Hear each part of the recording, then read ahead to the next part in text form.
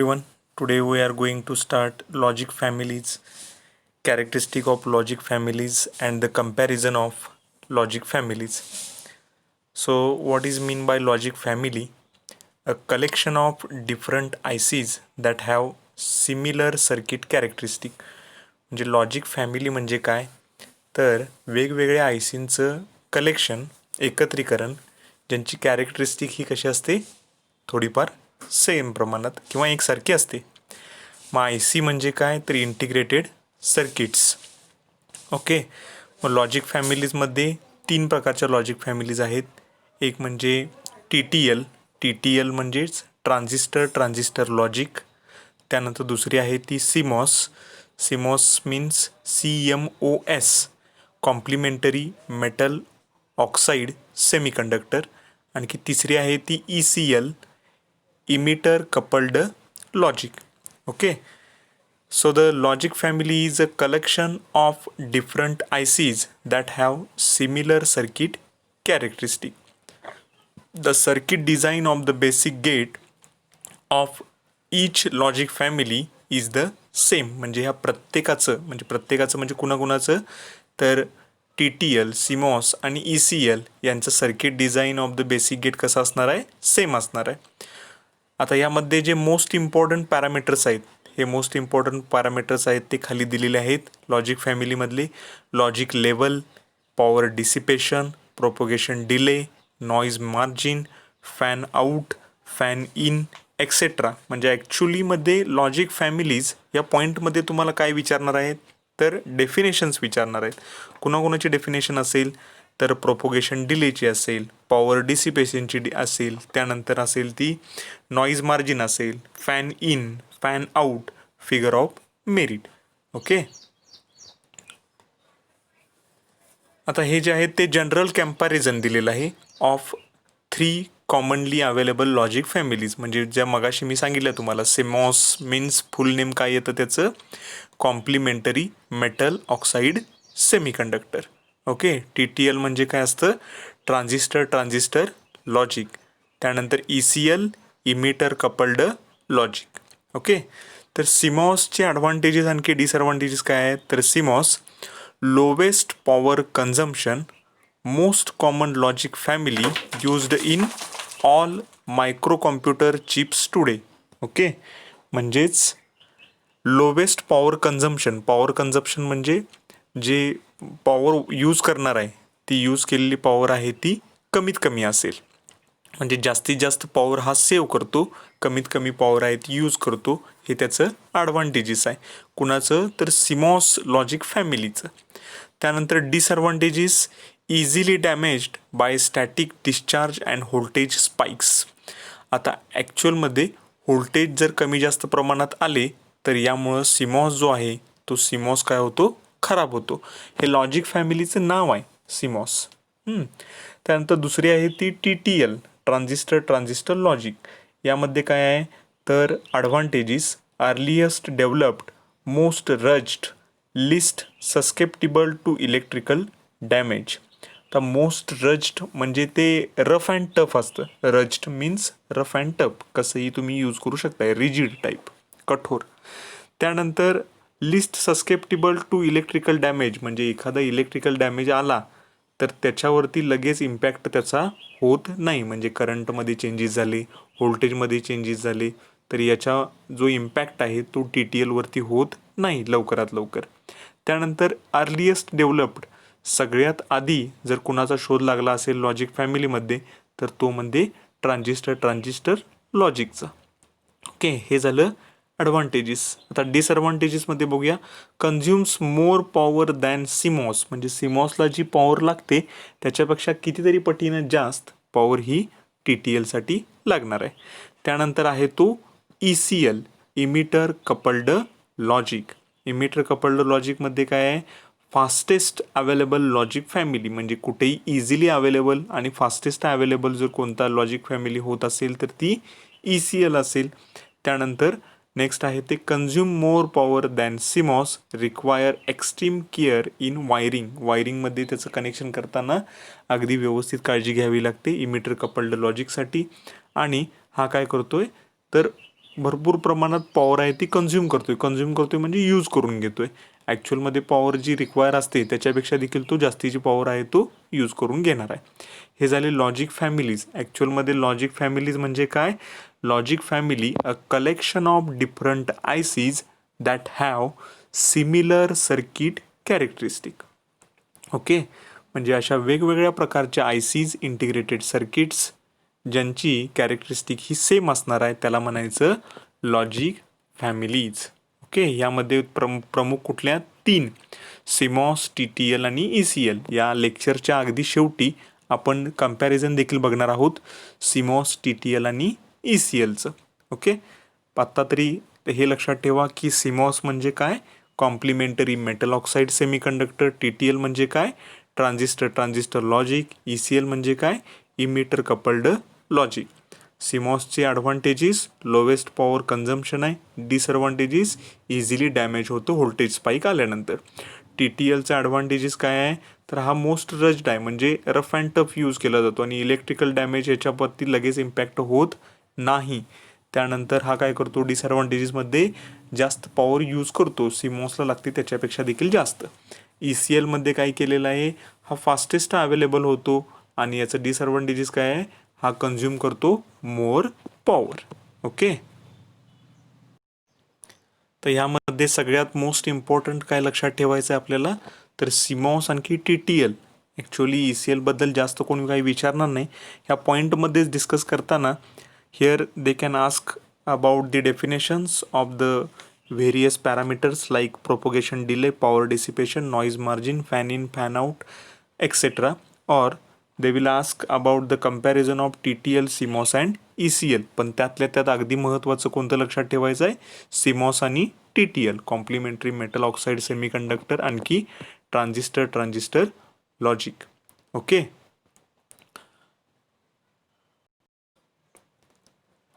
आता TTLमध्ये ज्या इलेक्ट्रिकल कॅरेक्टरिस्टिक आहेत त्यामध्ये ते फास्टर असतं. त्यामध्ये दुसरा पॉईंट आहे तो स्ट्रॉंग ड्राईव्ह कॅपेबिलिटी आहे, रज्ड आहे म्हणजे जे मगाचे पॉईंट बघितले तेच. सिमॉसमध्ये similar to that. Lower power consumption, power कमी यूज करणार आहे. सिम्पलर टू मेक, लगेच तयार करता येतं. Greater packing density. त्यानंतर better noise immunity. Better noise immunity म्हणजे काय? तर याच्यामध्ये एखादा एरर जर आला, अनवॉन्टेड सिग्नल, तर त्याला तो रिमूव्ह करतो अगदी योग्य प्रकारे आणि अगदी लगेच. Okay, then next noise margin and noise immunity. ह्याच्या डेफिनेशन बघायचे आहेत. The noise immunity of a logic circuit refers to circuit ability to tolerate the noise without changing its output voltage. Noise immunity आणि noise margin यामध्ये noise immunity म्हणजे काय? तर सर्किटचं operation change न करता काय करायचं आहे आपल्याला? नॉईज आहे तो रिमूव्ह करून टाकायचा आहे. Noise immunity of a logic circuit refers to the circuit's ability to tolerate noise voltage on its input. म्हणजेच काय? आपल्याला काय करायचं आहे की एखादा समजा नॉईज ॲड झाला, एखादं फॉर एक्झाम्पल सर्किट लक्षात घ्या. म्हणजेच फॉर एक्झाम्पल तर इथं आहे तो मी असा हा गेट काढतो. ओके, आणि या गेटलाही 2 इनपुट, हा जो आहे तो आउटपुट. आता या नॉईजच्या इनपुट साईडला A असेल, B असेल, इकडं असेल तो Y असेल. ओके, आता ह्या इनपुट साईडला जर समजा नॉईज ॲड झाला, नॉईज म्हणजे अनवॉन्टेड सिग्नल, तर तो आउटपुट साईडला येता कामा नये. याच्या आउटपुटला मला आउटपुट काय मिळालं पाहिजे? हा अँड गेट असल्यामुळं A×B हेच मला आउटपुट मिळालं पाहिजे. आणि समजा मी त्याला इनपुट दिला 1×1. A हा 1 दिला, B हा 1 दिला, तर आउटपुटला Y काय यायला पाहिजे? 1 यायला पाहिजे. A हा जर मी 0 दिला, B हा 1 दिला, तर आउटपुटला Y काय आला पाहिजे? दोन्हींचं मल्टिप्लिकेशन 0 आलं पाहिजे. समजतंय? तर हे आउटपुट आहेत ते व्हॅरी होता कामा नये. कधी? जरी नॉईज याच्यामध्ये ॲड झाला तरी. म्हणजेच नॉईज इम्युनिटी काय सांगते? जर नॉईज त्याच्यामध्ये जर ॲड झाला तरी देखील तो आउटपुट साईडला व्हेरिएशन्स येता कामा नाहीत. जे आउटपुट यायला पाहिजे तेच आउटपुट आलं पाहिजे. याला म्हणायचं noise immunity of a logic circuit. मग नॉईज मार्जिन म्हणजे काय? तर नॉईज मार्जिन म्हणजे फॉर एक्झाम्पल समजा एखाद्या वेळेला सांगितलं की याच्यामध्ये नॉईज येतोय, पण तो फॉर एक्झाम्पल व्होल्टेजच्या संदर्भात घेऊया, व्होल्टेज किंवा करंट एक 5 व्होल्टेज आहे किंवा 5 ॲम्पियर एवढा करंट आहे असं धरूया. तर याच्यामध्ये सांगितलं की +-2 हा नॉईज मार्जिन चालेल. +-2 म्हणजेच काय, 5 येण्याऐवजी +2 म्हणजे 7 व्होल्टेज आलं आउटपुट, किंवा -2 5मधून -2 केल्यानंतर किती येणार, 3 व्होल्टेज, म्हणजे 7 व्होल्टेज किंवा 3 व्होल्टेज इथंपर्यंत जर आउटपुट आलं तर ते चालतं. त्याच्यावरती किंवा त्याच्या खाली जर गेलं तर चालणार नाही. याला म्हणायचं noise margin. Okay. Noise margin आणि नॉईज इम्युनिटी. नॉईज इम्युनिटी म्हणजेच काय, जरी इनपुट साईडला नॉईज ॲड झाला लॉजिक सर्किटच्या तरी आउटपुटला व्हेरिएशन्स येता कामा नये. याला म्हणायचं नॉईज इम्युनिटी. आणि नॉईज मार्जिन म्हणजे काय, तर नॉईजमध्ये जरी नॉईज ॲड झाला तर आउटपुट आहे ते एका सर्टन लेवलपर्यंत चेंज झालं तर चालेल, पण त्याच्यावरती किंवा त्याच्या खाली चेंज झालेलं चालणार नाही. याला म्हणायचं noise margin. Then next, rise and fall times. आता राईज टाईम आणि फॉल टाईम म्हणजे काय बघा. आता इथं दिलेले आहेत ते 2 सिग्नल्स दिलेले आहेत. हे जे आहेत ते 2 सिग्नल्स आहेत. हा जो आहे तो अप जातेला सिग्नल आहे, हा असा इंडिकेट केलेला, आणि हा जो आहे तो डाऊन जातेला सिग्नल आहे. तर राईज टाईम म्हणजे काय, तर 10% ते 90% इथंपर्यंत सिग्नलची जी राईज आहे, म्हणजेच सिग्नल ही लेवल आहे ती कुठली, लो लेवल. ही लेवल आहे ती कुठली, हाय लेवल. ही लेवल आहे ती कुठली, हाय लेवल. ही लेवल आहे ती लो लेवल. राईज टाईम म्हणजे काय, तर 10% पासून 90% पर्यंत सिग्नल जो इन्क्रीज झाला, means signal rises from the low to high, then it is called as a rise time. Okay. Fall time म्हणजेच काय, तर सिग्नल हा इनिशियली हाय लेवलला होता, तो लो लेवलला आला, म्हणजेच सिग्नल 90% वरून 10% वरती फॉल झाला. याला म्हणायचं काय, fall time. Okay. Rise time and fall time. Next आहे ते प्रोपोगेशन डिले. प्रोपोगेशन डिले म्हणजे काय बघा. Propagation delay of a gate is a time between the application of input pulse and occurrence of output pulse. आता एक लक्षात ठेवा की इनपुट पल्स दिलेली आहे, म्हणजे एखादं एक लॉजिक गेट आहे, हा मगाचाच लॉजिक गेट घेतो. ह्या लॉजिक गेटमध्ये एक आउटपुट, 2 इनपुट. आता ह्यातली कुठली एक आहे ती याला काय केलेलं आहे, सिग्नल इनपुटला दिला आहे समजा. आउटपुटला सिग्नल काहीतरी मला अशाच प्रकारचा हा जो आहे तो आलेला आउटपुटला सिग्नल आहे. म्हणजे हा इनपुटला दिला आणि हा जो आहे तो मला आउटपुटला सिग्नल मिळणार. पण इनपुटला सिग्नल दिला म्हणजे हा दिलेला इनपुटला सिग्नल आहे, हा दिलेला आहे तो आउटपुटला सिग्नल आहे. इनपुटला दिलेला सिग्नल आणि आउटपुटला दिलेला आलेला सिग्नल ह्याच्यामध्ये थोडा तरी अंतर असणार आहे टायमिंगच्या संदर्भातलं, बरोबर आहे. म्हणजेच इनपुट सिग्नल कधी अप्लाय केला आणि आउटपुट सिग्नल आहे तो कधी ऑकर झाला, यांच्यामध्ये जो टायमिंगचा डिले असणार आहे त्याला म्हणायचं प्रोपोगेशन डिले. समजतंय. प्रोपोगेशन डिले मीन्स काय, propagation delay of a gate is a time between the application of input pulse and occurrence of a output pulse. समजतंय. म्हणजेच हा जो आहे तो इनपुट सिग्नल, हा जो आहे तो आउटपुट सिग्नल, हा इनपुट सिग्नल या दोन्ही गेटना अप्लाय केला, पण आउटपुट मला कधी भेटतंय, थोड्या वेळानंतर. तो थोडा वेळ म्हणजेच काय, प्रोपोगेशन डिले. समजतंय. देन नेक्स्ट आहे ते पॉवर डिसिपेशन. आता लॉजिक गेट जे मगाशी काढलेलं याच्या संदर्भातलं पॉवर डिसिपेशन म्हणजे काय, the amount of power that IC can dissipates by the average supply current and average supply voltage. म्हणजेच पॉवर म्हणजे काय पहिले समजून घ्या.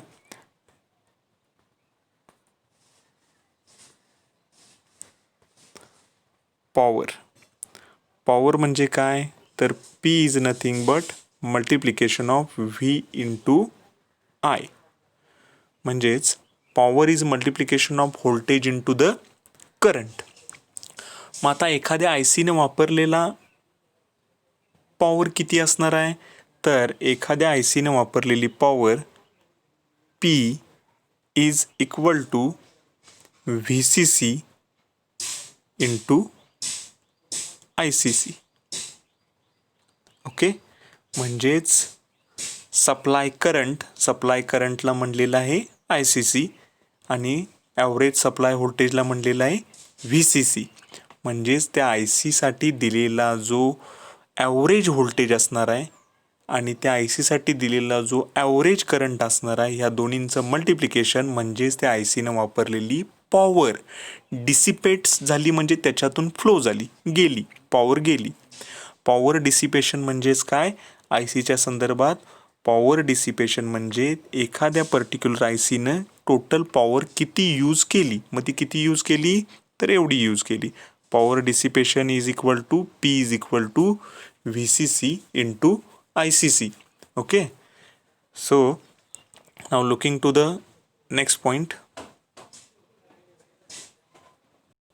नेक्स्ट आहे तो फॅन इन.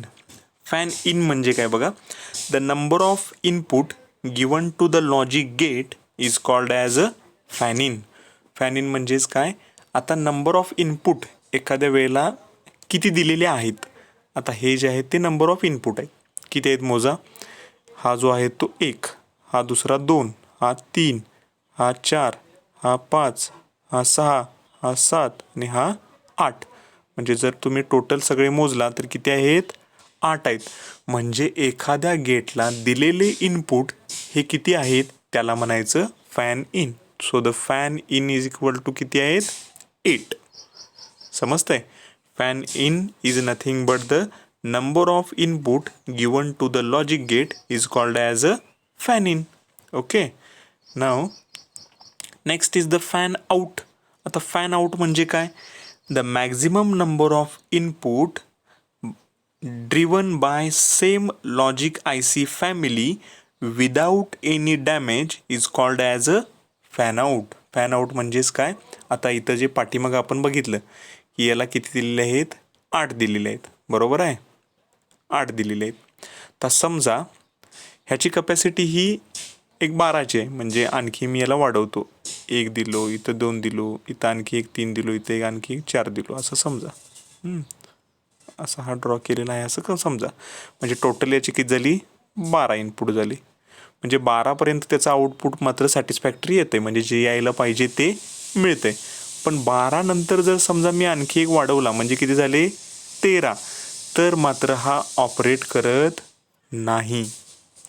म्हणजेच याचा फॅन आउट किती झाला, 12. मॅक्झिमम कितीपर्यंत तो इनपुट हँडल करतोय विदाऊट एनी डॅमेज, आउटपुट देखील व्यवस्थित येतं, त्याला म्हणायचं काय, फॅन आउट. फॅन इन म्हणजे काय, आत्ता करंटली एखाद्या गेटला किती इनपुट दिलेले आहेत याला म्हणायचं फॅन इन. ओके, आणि फॅन आउट म्हणजे काय म्हणायचं की मॅक्झिमम त्याला किती इनपुट देता येतात त्याला म्हणायचं फॅन आउट. आणि त्या लेवलच्या वरती जर एक्सटेंड झाला तर समजायचं काय की आता आपलं आउटपुट आहे ते डॅमेज होणार आहे, व्हॅरी होणार आहे, त्यामुळं ती लेवल आहे ती फॅन आउटच्या एक्सटेंड झाली. समजा एखाद्या लॉजिक गेटला आता मी 4 इनपुट दिले असतील तर ते फॅन इन झालं 4. आणि जर समजा 4च्या वरती जर 5वा दिला तर तो आउटपुट व्यवस्थित देत नसेल तर त्याचा फॅन आउट देखील 4च. समजा एखाद्या लॉजिक गेटला मी इनपुट दिलेले आहे 4 तर फॅन इन झाला 4. आणि समजा जर त्याच्या 8च्या वरती जर त्याला इनपुट दिले आणि त्याचा आउटपुट व्हॅरी होत असेल, चेंज होत असेल, डॅमेज होत असेल तर fan out is 8. Okay, okay. Next आहे ते comparison of TTL, CMOS and ECL. आता comparison of TTL, CMOS and ECL हे आहे असंच लक्षात ठेवायचं आहे तुम्ही, कारण याच्यामध्ये जे आपण बघणार आहोत तो जो पॉईंट आहे तो ॲक्च्युअलमध्ये इलेक्ट्रॉनिक्सशी रिलेटेड आहे. पण कॉम्प्युटरच्या स्टुडंटनी फक्त एवढंच लक्षात ठेवायचं आहे की TTL, सिमॉस अँड ECL यांचं कम्पॅरिझन. अगदी डीपमध्ये आपण बघायचं नाही आहे, कारण डीपमध्ये बघायला गेलं तर ते थोरोली पूर्णपणे इलेक्ट्रॉनिक्सशी संदर्भात जाईल. त्यामुळं फक्त कम्पॅरिझनमध्ये एवढेच लक्षात ठेवा. फर्स्ट आहे ते कंपोनंट यूज्ड. TTLमध्ये कुठले कुठले कंपोनंट यूज केले जातात, तर TTL नावामध्ये दिलेलं आहे ट्रान्झिस्टर लॉजिक. साहजिकच याच्यामध्ये ट्रान्झिस्टर आहे, डायोड आहे आणि रेजिस्टर यूज केलेला आहे. त्यानंतर आहे ते CMOS complementary metal oxide semiconductor. यामध्ये काय यूज केलेलं आहे, मॉसफेट म्हणजेच M for the metal, O for the oxide, S for the semiconductor, F for the field, E for the effect, T for the transistor. Metal oxide semiconductor field effect transistor. ECLमध्ये काय use केलेलं आहे, resistor आणखी transistor. This is first point, components used. Second is the fan out. आता parallel मी त्याच्या definition देखील सांगतो. फॅन आउट म्हणजे आपण काय बघितलंय की मॅक्झिमम नंबर ऑफ इनपुट किती चालतात जेणेकरून आउटपुट आहे ते व्हॅरी होणार नाही, आहे तसंच राहील. मग फॅन आउट TTLचा काय असतो, मॉडरेट म्हणजे मीडियम असतो. सिमॉसचा हायेस्ट म्हणजे याला भरपूर इनपुट दिले तरी चालतात. ECLचा आहे ते हाय आहे, म्हणजेच TTL आणि सिमॉसच्या मध्ये जो आहे तो ECL. त्यानंतर थर्ड पॉईंट आहे तो प्रोपोगेशन डिले. प्रोपोगेशन डिले म्हणजेच काय, इनपुट पल्स कधी अप्लाय केली, आउटपुट पल्स कधी आपल्याला भेटणार, याच्यामध्ये जो टाईम पिरियड असणार आहे त्याला म्हणायचं प्रोपोगेशन डिले.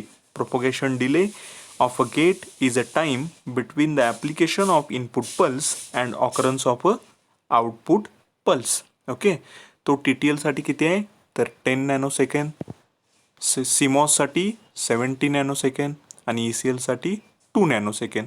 जर दोन्ही हे तिन्हीच्या तिन्ही आहेत ते व्यवस्थित लक्षात ठेवा. त्यानंतर नेक्स्ट आहे ते नॉईज मार्जिन. नॉईज मार्जिन काय सांगतं की आउटपुट कितीपर्यंत व्हॅरी झालं तर चालेल, नॉईज मार्जिन ते सांगतं. आणि नॉईज इम्युनिटी काय सांगते की जरी नॉईज आला तरी तो आउटपुट साईडला व्हेरिएशन्स देता कामा नये. ही जी कॅपेबिलिटी असते एखाद्या लॉजिक गेटची त्याला म्हणायचं काय, तर नॉईज इम्युनिटी. आता नॉईज मार्जिन किती आहे TTLसाठी, मॉडरेट आहे, सिमॉससाठी हाय आहे, आणखी ECLसाठी लो आहे. ओके, नेक्स्ट आहे ते पॉवर डिसिपेशन. पॉवर डिसिपेशन म्हणजेच काय, एखाद्या लॉजिक गेटनं, एखाद्या लॉजिक फॅमिलीनं किती पॉवर यूज केली. लॉजिक गेट आणि लॉजिक फॅमिलीमधला फरक लक्षात घ्या. लॉजिक गेट म्हणजे काय, तर एक सिंगल गेट, आणि लॉजिक फॅमिली म्हणजे काय, असे भरपूर गेट एकत्र जोडले तर त्याची लॉजिक फॅमिलीज तयार होते. ओके, पॉवर डिसिपेशन जे आहे ते किती, पॉवर डिसिपेशनचं आपण डेफिनेशन बघितली. Power dissipation P for the power, D for the dissipation. PD is equal to VCC into ICC, म्हणजे व्होल्टेज आणि करंटचं मल्टिप्लिकेशन म्हणजेच पॉवर डिसिपेशन. किती पॉवर त्या एखाद्या पर्टिक्युलर लॉजिक फॅमिलीनं वापरली. किती वापरू शकतो, तर 10 मिलीवॅट ही TTLसाठी आहे, 0.1 मिलीवॅट ही सिमॉससाठी आहे, 40 ते 50 मिलीवॅट ही ECLसाठी आहे. ओके, स्पीड पॉवर प्रोडक्ट हा लक्षात ठेवायची आवश्यकता नाही.